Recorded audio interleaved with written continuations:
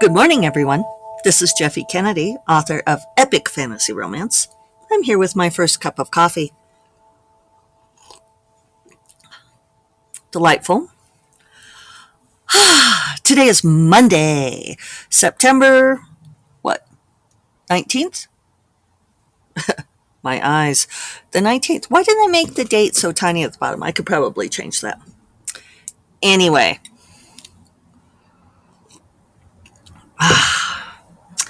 so I had a good weekend, a good restful weekend. Continuous listeners, faithful, adoring listeners will be delighted and no doubt relieved to know that I fixed the fucking chairs. If you're new to the show, that are occasionally F bombs, probably at least one per episode. I fixed them. Yay.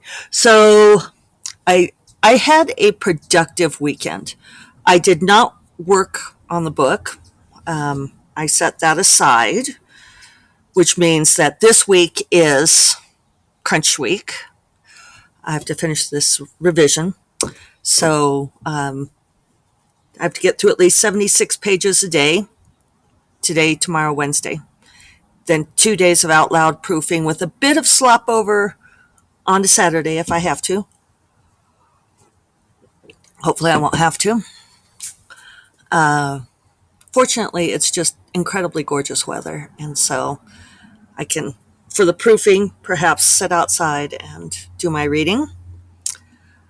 I had a long conversation with Grace on Saturday. We finally had our catch-up business call, and that was very productive. Good to talk to her. I posted a catch-up blog post yesterday on the SFF7, and I mentioned my calls with Grace. We do a monthly business call. Monthly, I'm going to put that in air quotes. We try. Sometimes it doesn't always work out that way, but that's on top of like other kinds of chatting or quick phone calls about this, that, or the other, often urgent gossip. It's like, do you want to hear this thing I just found out? And we're like, yes. So the business call, we kind of go over just what our plan is, what our strategy is, what we're working on. We ask each other questions about stuff. What do you think about this or that? Sort of trade what's been effective for us on various things. It's really useful. I mean, I think, there are a lot of people who would call it like a mastermind call, which, sort of, I feel like that's gotten a little bit diluted over time and was perhaps slightly questionable to begin with. But the idea of mastermind, I think it was coined by Napoleon Hill, with the idea that you have people who are so aligned with you and want your success that you're working together towards a common goal. And I think it's harder to manufacture than a lot of people want it to be. I know I've known a lot of people who have, like, la-di-da, created a mastermind group. You really can't be competing with each other. You have to really honestly want the best for each other. The more people, therefore, that you get in the group, the more likely it is to get problematic. But Grace and I, probably entirely because she's such a delightful person, we really do wish each other the best, and no competition between us. I've talked about competition before, how I think it's deadly, lethal, kills, it's a poison. Anyway, you could tell I'm pretty revved today, huh? Keyed up to finish this book. So yeah, Grace and I had a great business phone call, and I talked about it a little bit in the blog post, sort of my different levels of writing community. One of the things that talking with Grace does is it helps us both align our priorities, because it's so easy to get mired in the day to day, right? Into thinking about like, what do I have to get done today? What do I have to get done this week? And the calls give us a chance to kind of pull back and look at our overall strategy for the year. What is the priority? What are we trying to do? And I think it's been really helpful for both of us. We've ended up making some decisions on these calls, things of, okay, let's just drop this effort because it's not going to be useful. Let's do this other thing, that sort of thing. So, yeah, had that call with her, and I was probably going somewhere with that. Yeah. Had a wonderful meetup with my friend Megan Mulry, who has, in the course of a week, put in an offer on the house, got the house, put her house up for sale, but she put in the offer on like Monday and it was accepted. Then she got her house ready for sale and on the market by Friday. And they had showings on Saturday and she was under contract for her house by Sunday morning. The woman is a dynamo. It also nearly dropped her. She needs to take it easy this week is our plan. Hello, hummingbird. Change this so you can see the hummingbird. The birds are all getting ready for is it not good? Getting ready for their migration. Yeah. Like I said, the weather's been fabulous. She might be telling me it needs to be changed. It's looking a little cloudy there, isn't it? Alas. Not something I got done. I did clean up the grape arbor, tied up the vines, cleared out all of the grape detritus, and, reader, I harvested grapes. I know. It's like the first time, well, second time ever, but in 13 years. I think I did the very first year. Yeah, I harvested grapes, and I felt very bucolic. It was, like I said, incredible weather. It's that perfect autumn weather where the air is crisp and cool and the skies are dazzling blue and the sun is that molten gold warmth.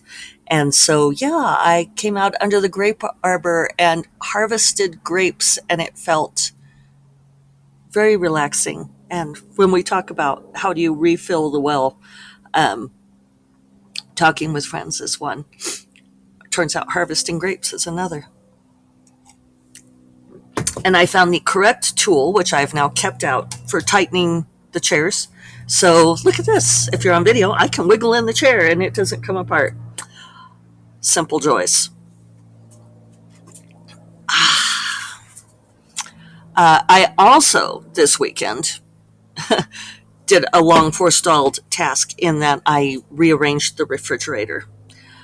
Took everything out and moved the shelves around because David, love the man, been with him forever.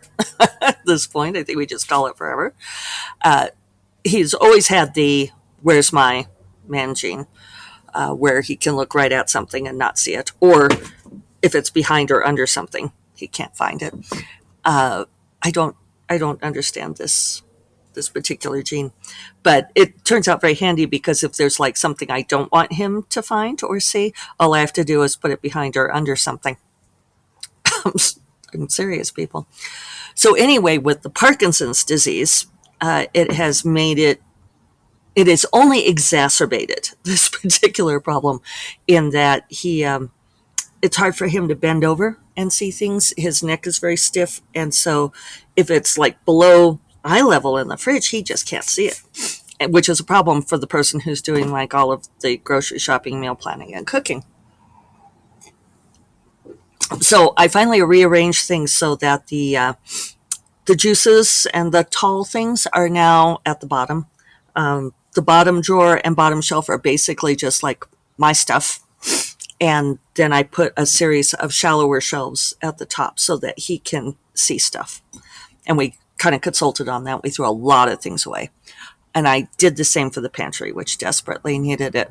I took all of the booze shelf, all of that alcohol, and moved it down to the floor because I'm basically the one who rummages through that stuff since he can't really drink anymore. And I don't drink much hard liquor, but a lot of that stuff I use for cooking on the rare occasions that I cook or bake anymore. Uh, it's also like, I don't know. I've made a plan that I'm going to start tasting like some of these liqueurs, the bottles of liqueur that sort of take up residence in your liquor cabinet and live there forever. And they're so valuable and usually gifts, and you're like, well, you can't throw it away. Probably not appropriate to give it to the person uh, panhandling on the corner either. So, so yeah, what do you do with those? So I'm going to try them, and if they're bad, I'll pour them out. If they're good, I'll make an effort to, I don't know, start indulging in a liqueur in the evening. So yeah, those were big tasks, and I also finished getting the taxes all put together. So I have to do a few more things on it today, but then I'm going to send it off to our CPA. And it's amazing though, because this is, yes, still 2021, because we're in this last quarter filing cycle.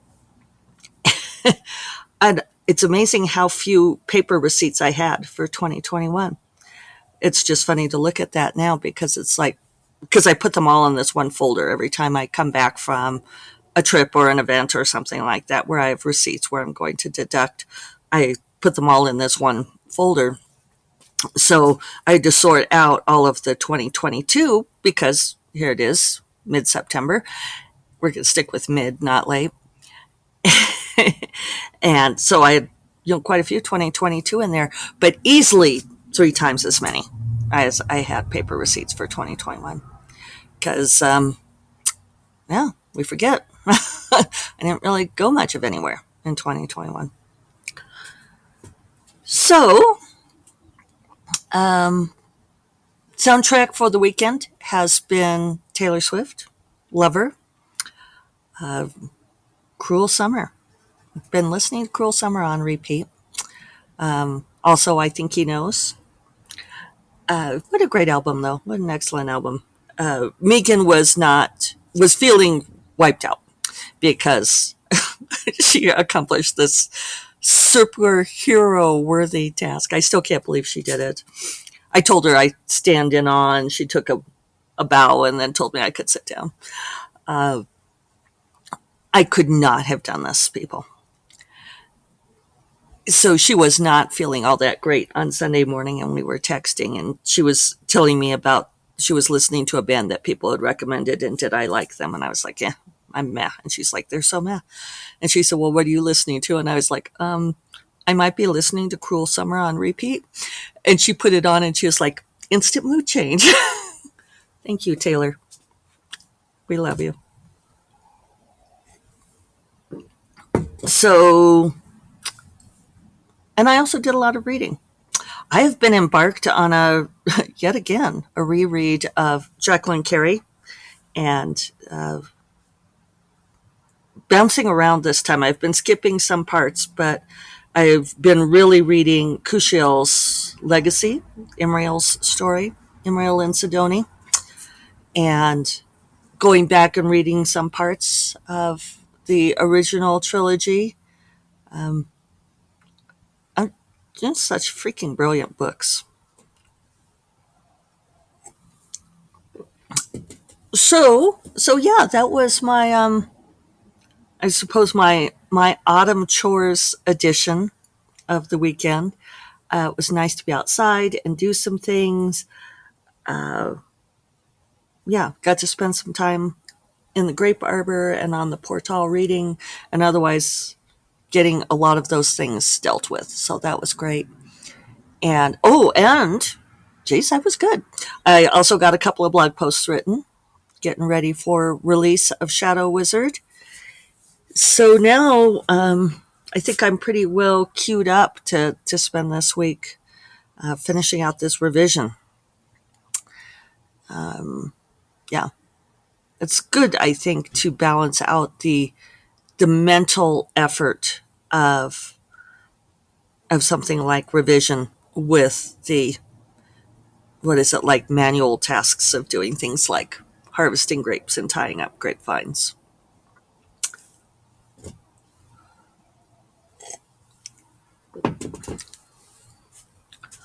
So I think I'll leave it at that today. It's sort of a broad sweep, but I slept so many hours last night. And it was funny because David and I both went to sleep fairly early, as we do. And this storm swept in at like 11 p.m. And I mean, it came in with a roar and woke us both up. And those of you who, longtime listeners or friends, will know that it's not easy to wake me up, that I sleep very, very hard. And, and this storm came in, and it came in from the south, and most of our windows face the south, and they were all open, and it just whoomph,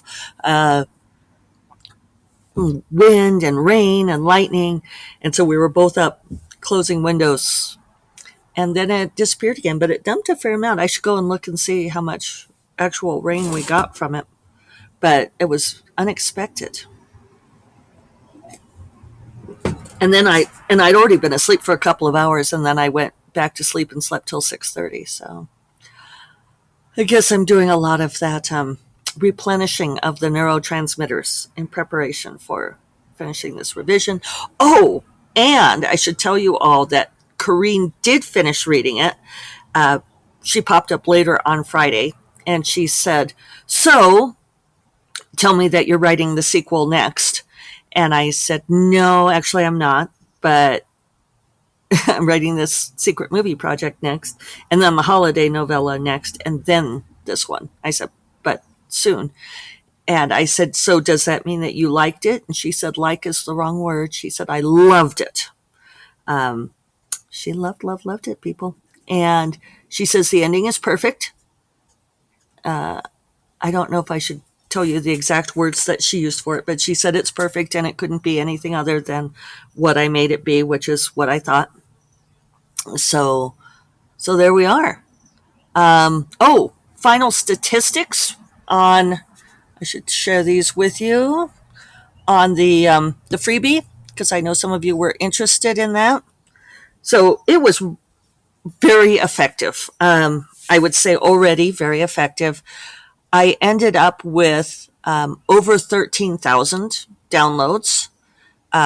Copies for the week of Dark Wizard through yesterday, like afternoon, were at 13,348. I don't know if I could tell you how many of those were free versus sales, but they are mostly free. And then I have been selling very well through on the next two books, which we'd hoped. Pre-orders for Shadow Wizard really took off. So the Bookbub Featured Deal cost me $371. And by the featured deal was on Tuesday. By Thursday, I had sold enough copies of books 2 and 3 to pay for the featured deal, plus more, and still doing really nice sell through on those other two books. Yeah, so, and then getting these pre orders for Shadow Wizard have really been shooting up. It's been up for pre order for, I don't know, for like 40 days. And for a long time, I was getting 2 to 3 pre orders per day. And then now I am at like 5 pre orders per day, but that's an average overall. So that gives you a sense of how much it shot up just over this last week. So, I've never been a fan of setting things to free, and yet I may be a convert now. I'm not sure I would do it without the Bookbub Featured Deal, because I've set stuff free before and it just doesn't go very far. I did not do ad stacking, which a lot of people do, because I did ad stacking before and I didn't see much difference from the other ads. So, You know me, I don't want to spend money if I don't have to. So on that note, I am now going to go get to work. I hope you all have a wonderful Monday. I hope it's kicking off a productive week for you. I hope you're feeling that autumn energy like I am.